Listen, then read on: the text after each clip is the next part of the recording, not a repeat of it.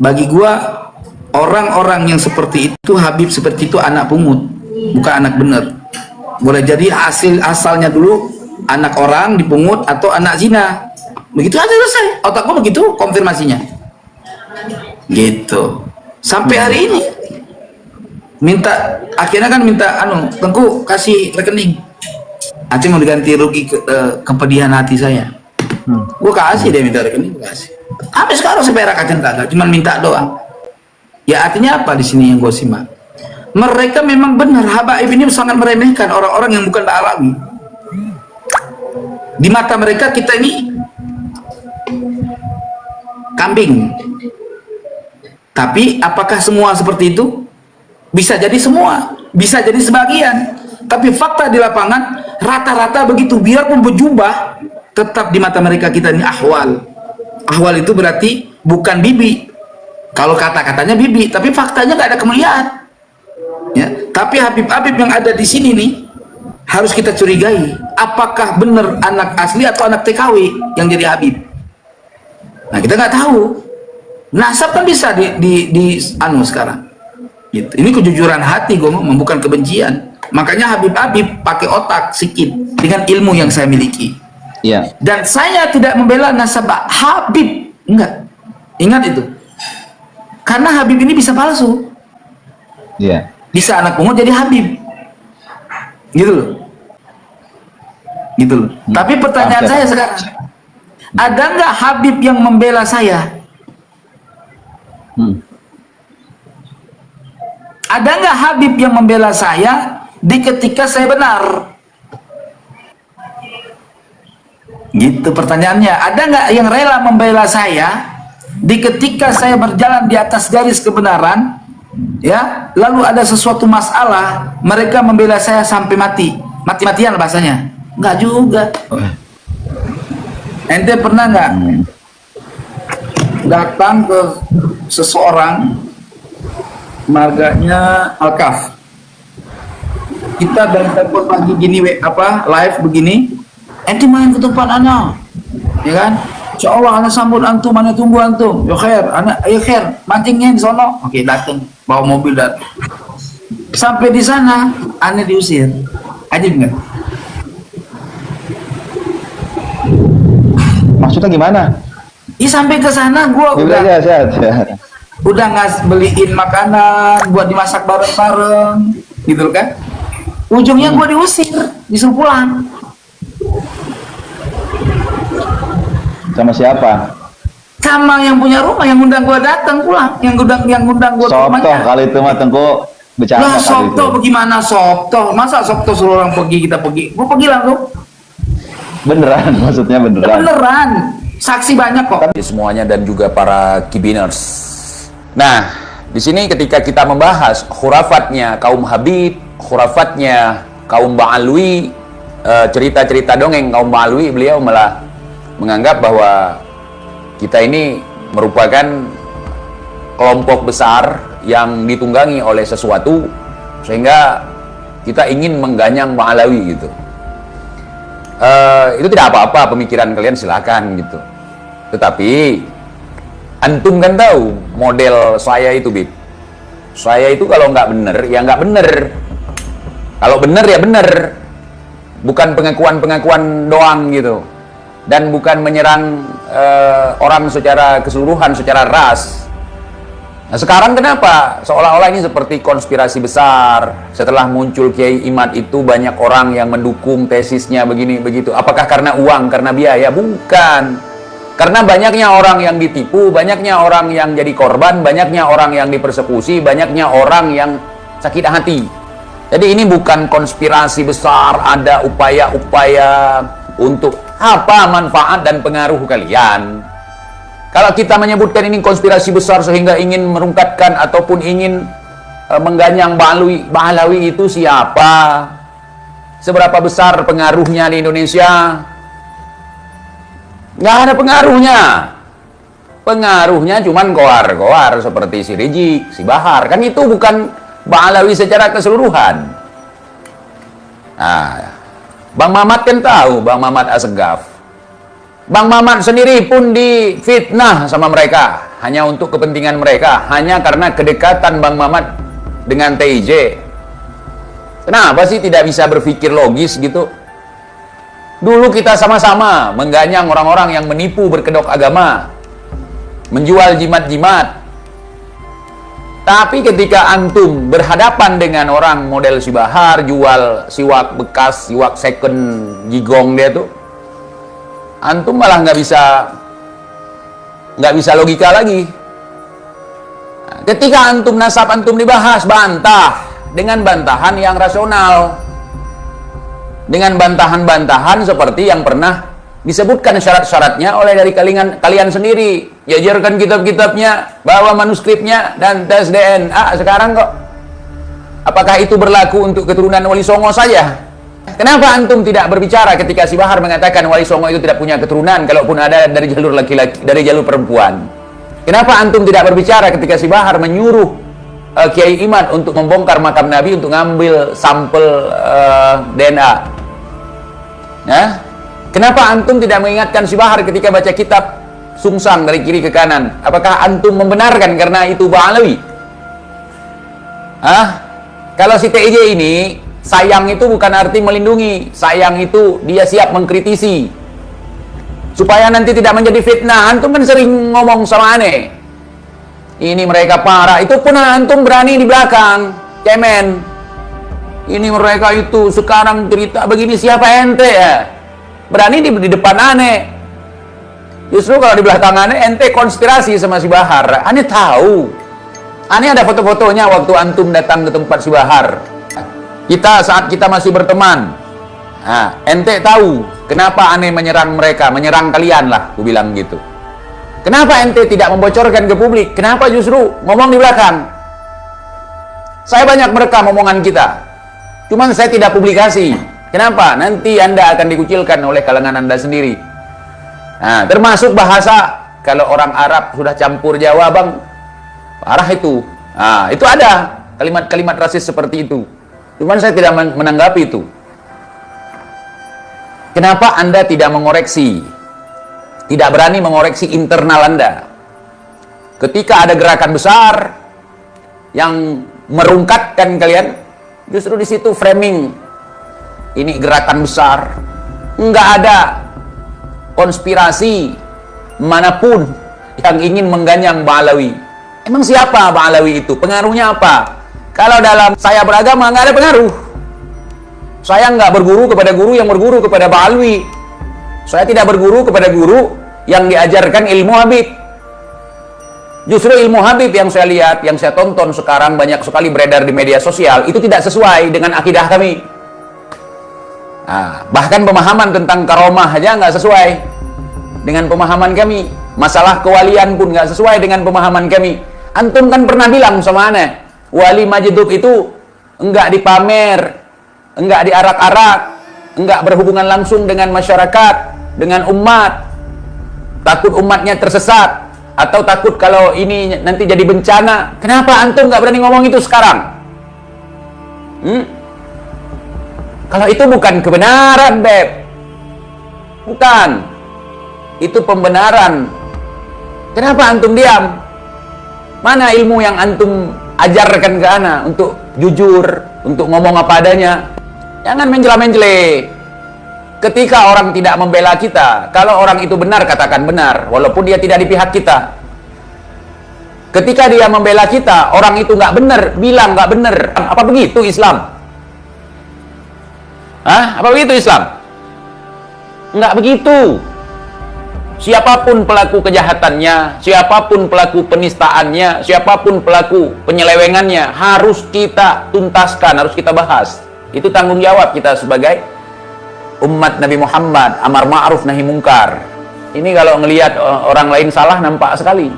Padahal cerita-cerita keluarga kita lebih dari cerita dukun. Jangan-jangan guru dukun itu juga dari keluarga kalian. Ilmu begini, ilmu begitu. Kalau kami diajarkan, jelas diajarkan di dalam ajaran kami di sini, di guru-guru kami di sini. Kalau kamu melihat ada orang bisa berjalan di atas air, ada orang bisa terbang, jangan kagum dulu. Walaupun dia ngaku sebagai wali. Ngaku sebagai ini, begini, begitu. Jangan kagum dulu. Periksa dulu. Bagaimana akidah dia. Bagaimana syariat dia. Kalau enggak ya setan itu. Wali setan itu katanya. Kami gitu diajarkan. Makanya kalau ada PDAM bocor, pipa PDAM bocor, kami nggak mengatakan itu air garoma. Nggak laku di sini. Nggak laku. Ini kalau kita lihat di tempat kalian itu, ada PDAM bocor ngumpul di situ bawah jerigen, bayar lagi ke situ. Itu yang sebenarnya ingin kuluruskan supaya orang-orang nggak terbodohi, gitu. Memang nggak lama berperang, tapi dibodohi lama, dijajah.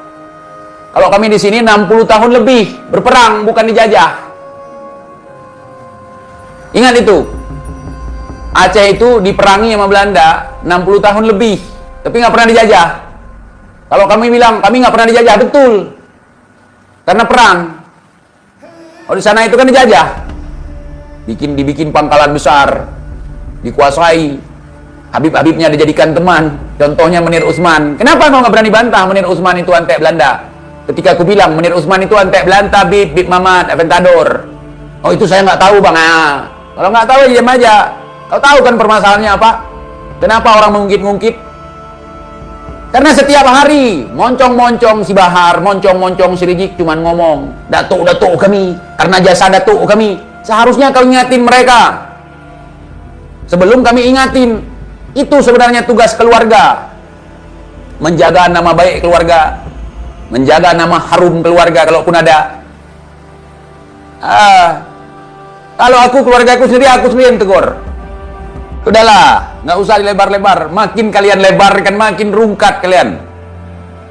Ini sekarang udah mulai kutebarkan ke Aceh nih, pemahaman-pemahaman kalian. Seharusnya kalian yang meluruskan itu, bukan kami. Ada les private baca Al-Quran di alam kubur, itu ajaran apa? Itu nggak laku di Aceh. Kalau Ba'alawinya laku, karena kita nggak rasis. Tapi kalau ajaran seperti itu nggak laku di sini, wallahi.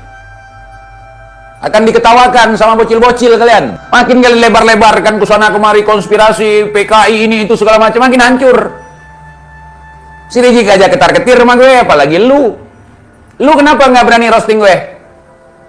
Gue nggak akan membeberkan pembicaraan kita di belakang layar.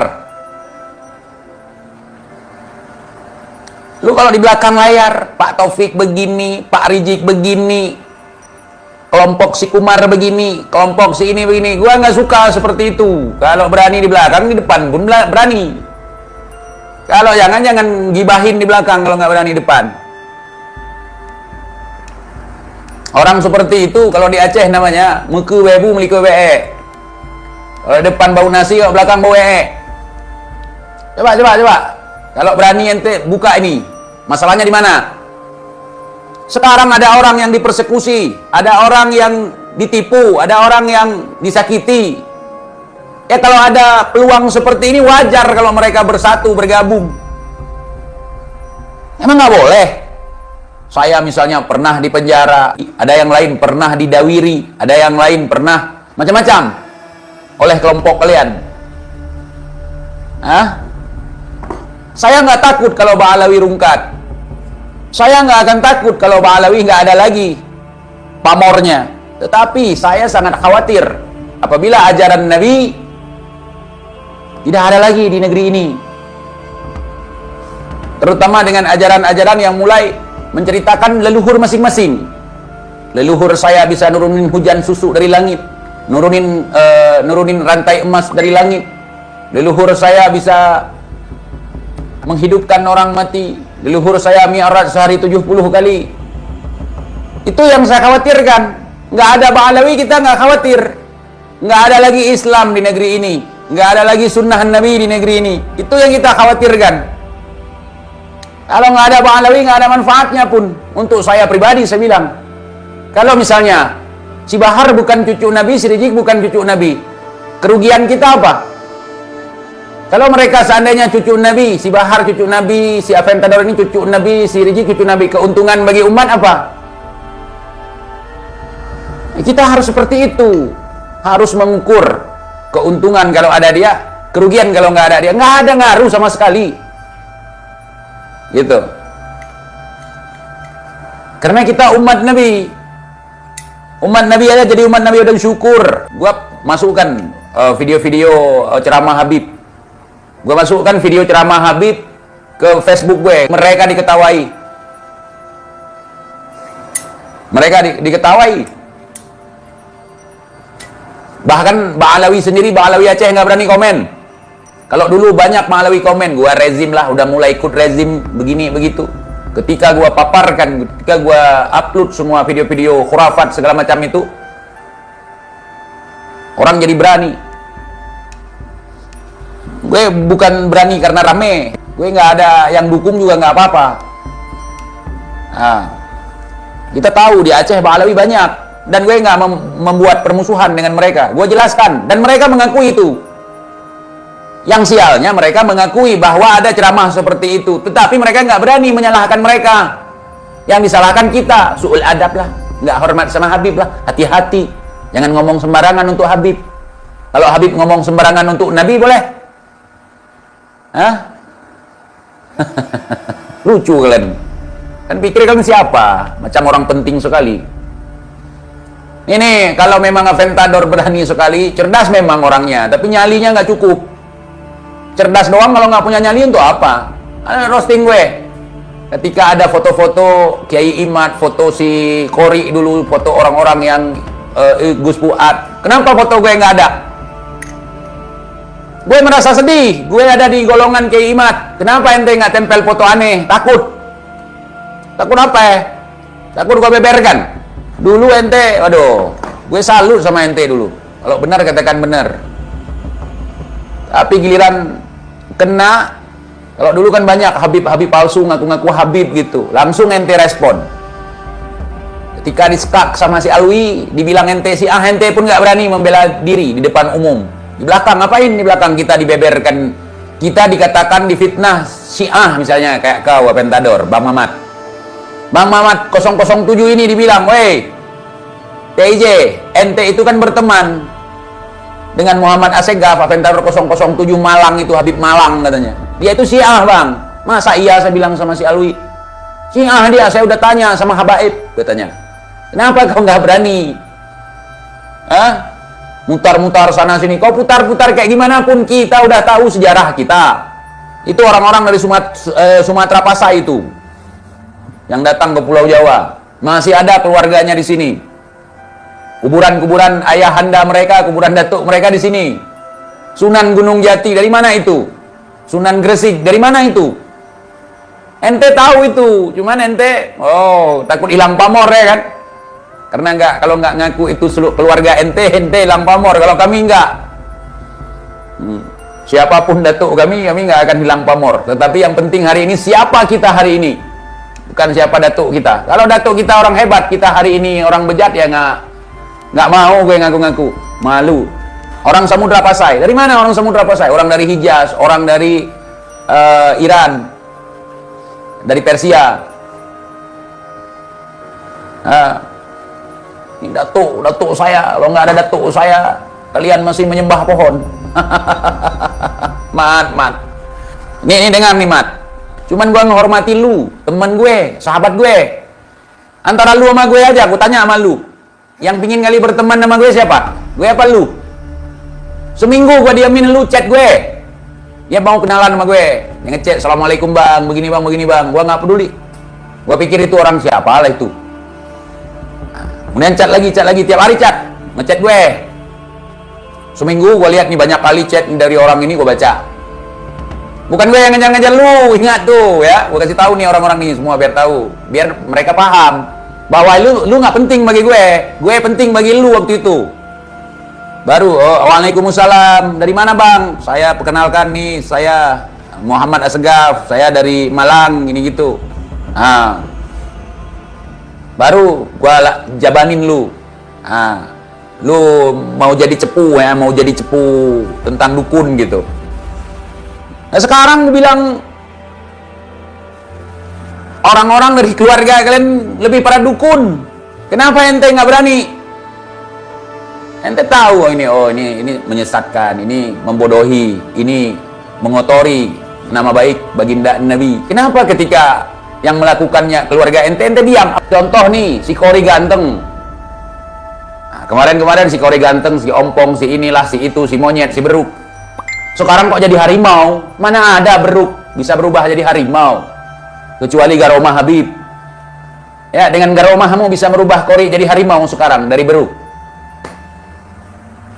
Coba ente ingat. Ente itu terlalu cemen, nyali ente nggak sebesar badan ente. Badan ente, otak ente, kepala ente aja nggak sesuai dengan badan ente, terlalu kecil. Udah nggak usah kor-korin itu, konspirasi begini, konspirasi begitu. Coba ente jujur jelaskan. Awal dari permasalahan ini apa? Kan kelompok si Alwi, si Kumar Lampung itu, yang nanya sama saya, data, mana data? Kalau mereka bukan cucu Nabi. Munculkanlah Kiai Mat.